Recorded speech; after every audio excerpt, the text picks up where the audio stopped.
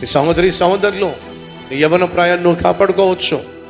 30స్లో నువ్వు నీ ఆత్మీయతను కాపాడుకోవచ్చు, 40స్లో కాపాడుకోవచ్చు.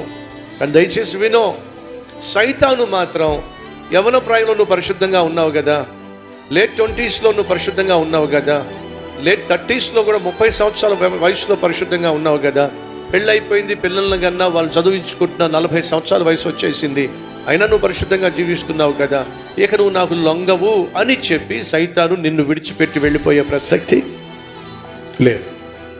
సైతానుకున్న ఒకే ఒక్క ఆశ ఏమిటంటే, ఈరోజు నువ్వు పాపంలో పడకపోతే రేపు పడతావు, ఒకవేళ రేపు పడకపోతే ఎల్లుండి పడతావు, ఎల్లుండి కాకపోతే వచ్చే వారం పడతావు, వచ్చే వారం కాకపోతే వచ్చే నెలలో పాపంలో పడతావు, వచ్చే నెలలో పాపంలో పడకపోతే వచ్చే సంవత్సరంలో పడతావు, వచ్చే సంవత్సరంలో కాకపోతే వచ్చే 10 సంవత్సరాల తర్వాత పడతావు, 10 సంవత్సరాల తర్వాత కాకపోతే 20 సంవత్సరాల తర్వాత పడతావు.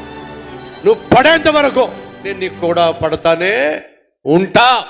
ఇది సైతాన్ యొక్క ఖచ్చితమైన కఠినమైన నిర్ణయం.